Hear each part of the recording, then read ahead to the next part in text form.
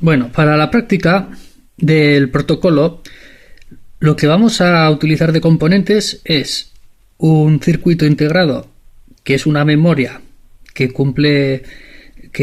se comunica con el protocolo I2C. Vamos a usar transistores bipolares NPN,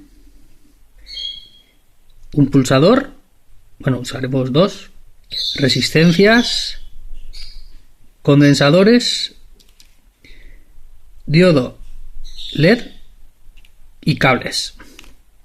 Y aparte la placa de prototipos. Entonces vamos a ver un poco cada uno para que no haya dudas sobre ellos.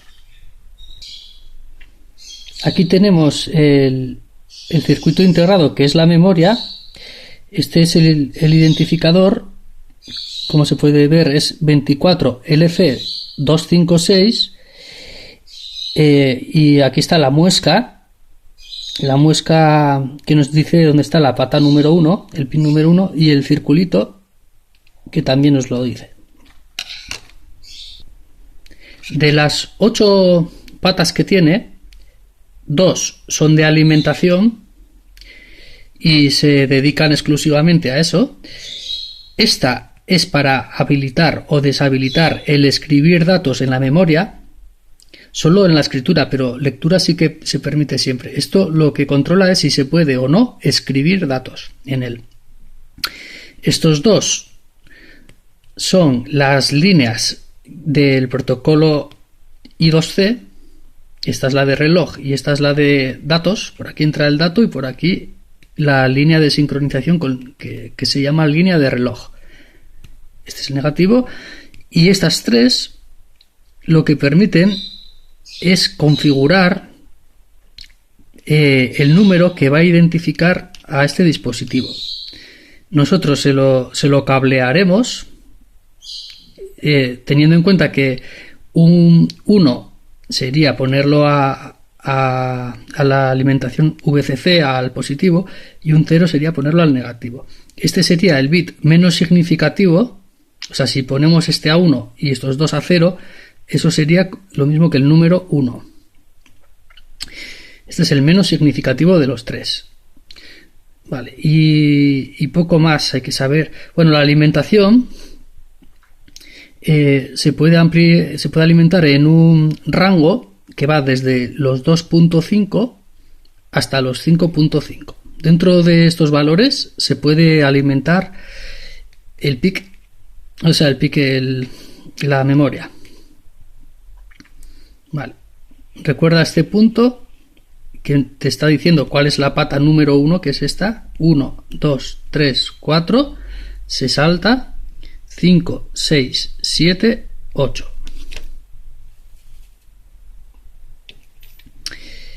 Vale. En cuanto al funcionamiento de las dos líneas, que realmente son las que llevan el protocolo, vemos que esta está conectada directamente a los 5 voltios a través de una resistencia.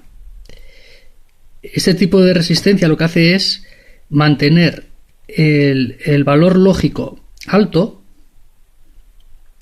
en esta puerta, en la pata. Entonces esta resistencia se llama de pull up, porque tiran hacia arriba. Entonces nuestro circuito lo que va a hacer es tirar hacia abajo. Esto en estado de reposo, si nosotros no hacemos nada, estaría a nivel alto a través de esta resistencia. Está como si estuvieran los 5 voltios aquí. Esto se llama mantener la línea libre. La línea está libre cuando está a 5. Esta sería exactamente igual.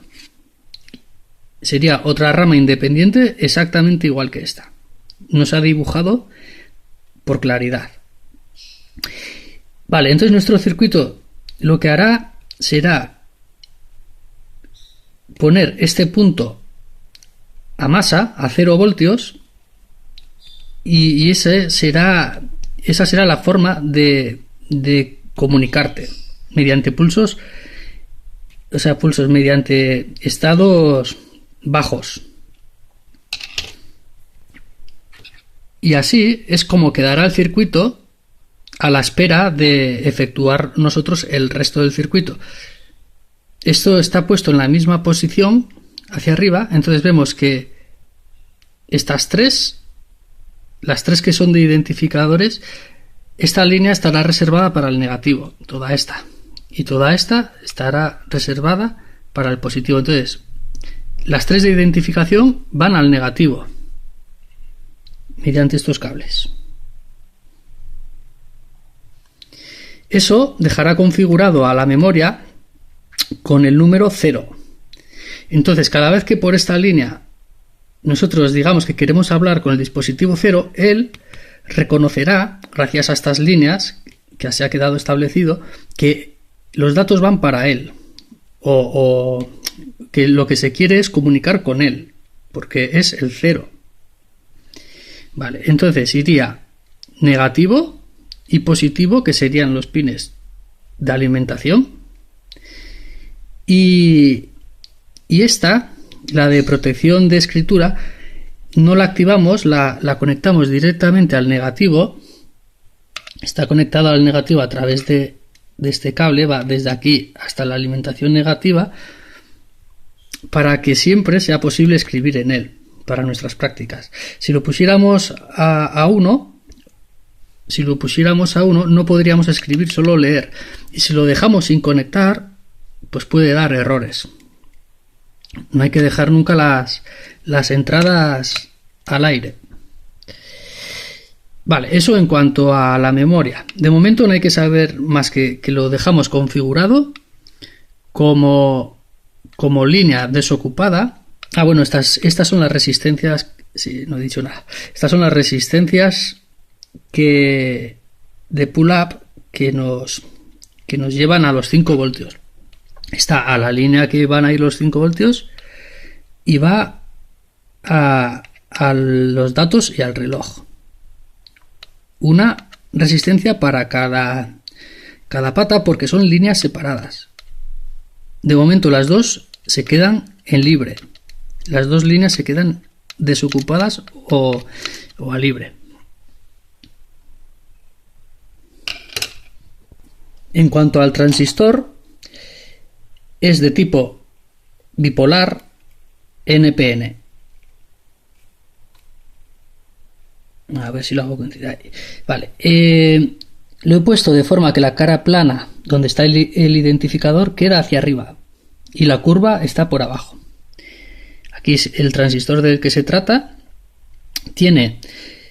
Nos puede dar una corriente de hasta 200 miliamperios como máximo.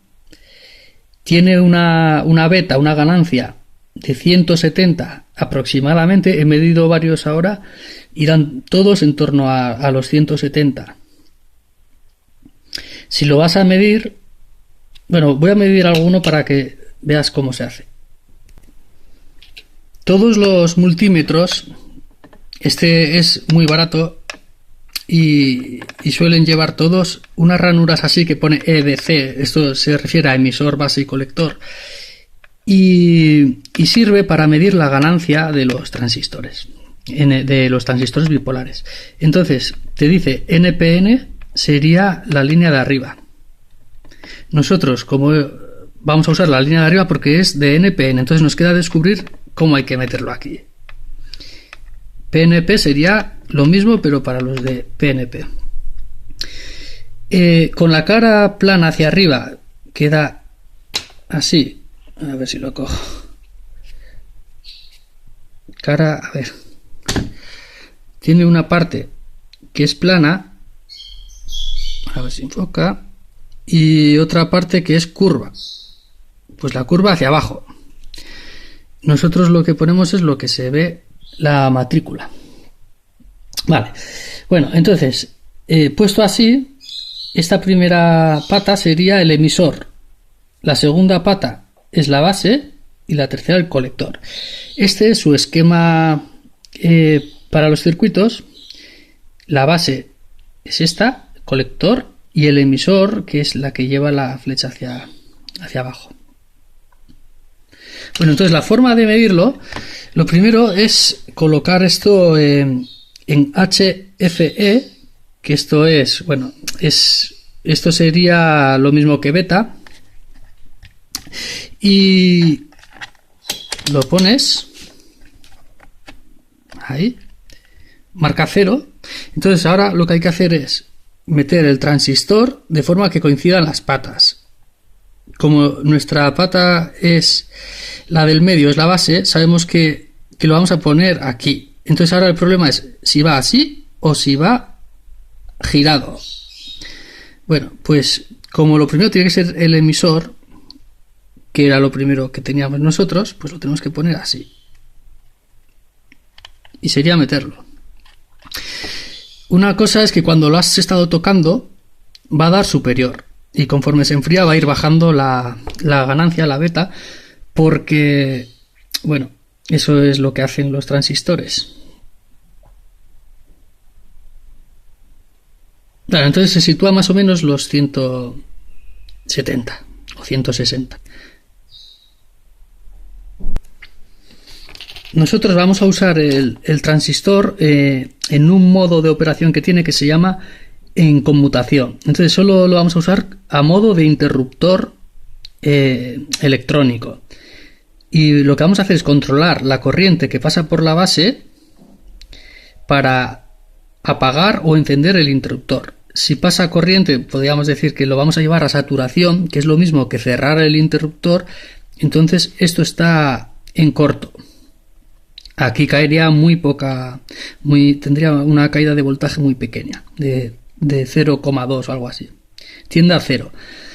Y si esto lo mantenemos sin corriente, la base, esto queda abierto, el interruptor, y entonces no circula corriente. Aquí siempre nos vamos a encontrar que hay 0,7. Esto tiene que ser, la base tiene que estar polarizada más positivamente que el emisor y el colector tiene que estar más positivamente que el emisor también y que la base.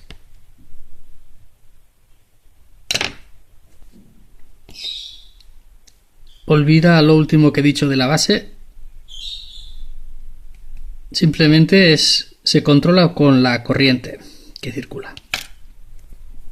Esta es la disposición que vamos a usar nosotros para el circuito y lo que vamos a hacer es controlar mediante una resistencia la corriente de base y después, bueno, esta protección sería para el diodo, como veremos, para el diodo LED, como vamos a ver ahora.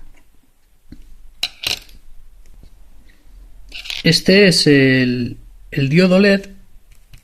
Es un diodo de 5 milímetros, aunque eso no importa, puedes usar cualquiera. Y este en particular no es para iluminar, su función es como indicador, entonces solo la luz que da no pretende iluminar, solo es una señal visual de que algo está ocurriendo. Vale, esta es su forma y esta es su simbología. Entonces cuando los compras nuevos, vienen con una pata más larga que la otra. La pata más larga es siempre el positivo o el ánodo. La corta es el negativo o el cátodo. Digo positivo y negativo porque al tratarse de un diodo tiene polaridad. Si lo ponemos al revés no funcionará. Estas dos flechas son la luz que emite y es lo que distingue a un diodo LED de un diodo rectificador, por ejemplo, normal. Si lo miramos al trasluz, lo que vamos a ver es algo así, si es que se deja ver. Vemos una parte grande y una más pequeña. Pues la parte grande suele ser el negativo, aunque eso a veces no es así, pero casi todos, la parte grande que se ve aquí como un CAF así grande, es el negativo y la otra es el positivo. Hay diodos que tienen 3 colores, 2 colores, para lo cual llevan más patas. Hay algunos que llevan hasta dentro un chip para que parpadee y demás, pero bueno, este es diodo normal, un color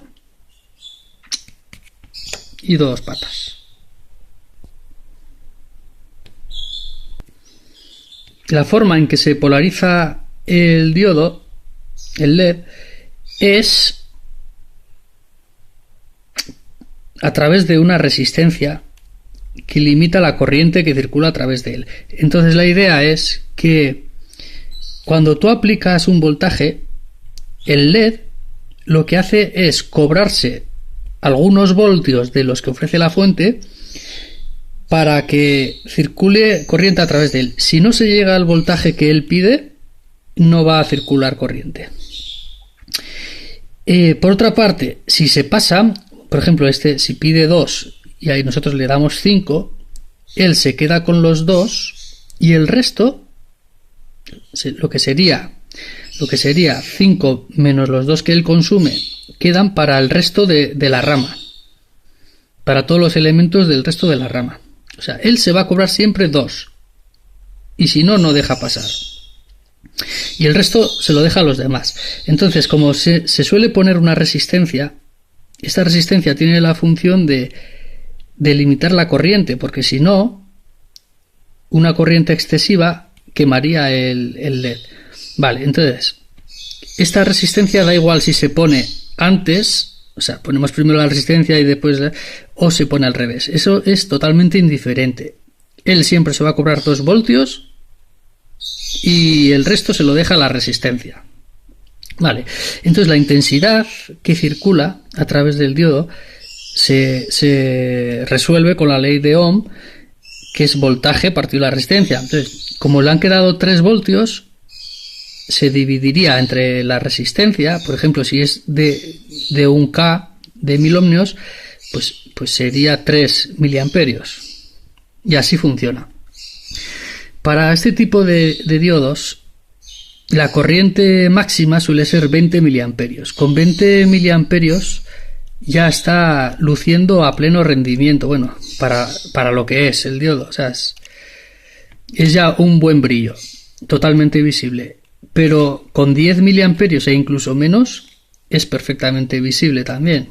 Y consume la mitad. Entonces, bueno, aquí puedes hacer tus cálculos para ver qué valor vas a poner en la resistencia. Y como estamos hablando de potencias muy pequeñas, no hace falta, o sea, las resistencias de 1/4 de vatio sirven perfectamente. No vas a quemar la resistencia con 6 miliamperios. Este son el tipo de resistencia que vamos a usar. Son de 1/4 de vatio de distintos tipos. No hay mucho que decir sobre la resistencia. Solo que no tiene polaridad y es indiferente ponerlas de un lado o de otro. Este sería el pulsador. Este pulsador es casero. Este pulsador es reciclado de alguna placa y simplemente se le ha añadido 2 pines para insertarlos fácilmente en la placa de prototipos. Después, como bailaba mucho, al darle le he puesto ese pico que lo que hacía era pues mantenerlo un poco ajustado y se le puede dar mejor. Este es el símbolo. Entonces está normalmente abierto. Eso quiere decir que no pasa la corriente. Esta O es de open, porque se suele poner así en inglés, y el normalmente cerrado pues coincide con NC. O sea que es... Vale, entonces el pulsador, cuando tú lo pulsas, deja pasar la corriente mientras lo tienes pulsado, manteniéndole presión, pero cuando lo liberas, él sube y vuelve a cortar la corriente. Eso es diferente de un interruptor que tú lo bajas y ya se mantiene cerrado. Pues simplemente es eso. Vamos a usar 2 de estos. Se podría hacer simplemente con un cable, ¿eh? O sea que esto tampoco... Vamos a usar luego condensadores también. Los vamos a usar para eliminar el rebote de los pulsadores, para que no mande como rebotes de tensión 1,0, 1,0, 1,0. Y es de tipo cerámico y es de 100 nanofaradios, aunque no se llega a apreciar, pero es de 100 nanofaradios. Y lo que pone es 104 y una Z mayúscula. Pues bueno, esto Las dos primeras se dejan como están, que es 10, y esta tercera lo que dice es el número de ceros que hay que añadir. Entonces, 10 más 4 ceros sería 100.000. Y cuando viene así se refiere a picofaradios. Esta Z de momento la vamos a ignorar porque tampoco nos importa mucho. Bueno, pues lo único que nos quedará con estos componentes que acabamos de ver es esta línea que se encontraba en modo reposo a nivel alto. Lo que vamos a hacerle es, con nuestro circuito, primero un indicador luminoso que será con el LED, para ver en todo momento el estado alto o bajo. Si está alto estará encendido, si está bajo estará apagado de la línea, y esto será el pulsador, bueno, el circuito que mandará el pulso bajo, que lo mantendrá abajo. Esta línea no solo va a ser gobernada por nosotros, porque nosotros podemos ponerla abajo para comunicarnos con la memoria, pero la propia memoria, el propio chip puede controlar también esta pata. Entonces nosotros veremos con este elemento visual si nos lo mantiene abajo o nos lo mantiene en alto. Esta rama será copiada literalmente sobre esta otra pata. Serán dos ramas independientes pero exactamente iguales. Bueno, pues así nosotros lo que haremos es de forma manual mandarle las señales con estas dos y ver cómo es que funciona este protocolo, el protocolo I2C. Es muy interesante porque nos permite hacerlo súper lento, claro, de forma manual, pero ver cómo funciona realmente. Es una experiencia muy, muy gratificante.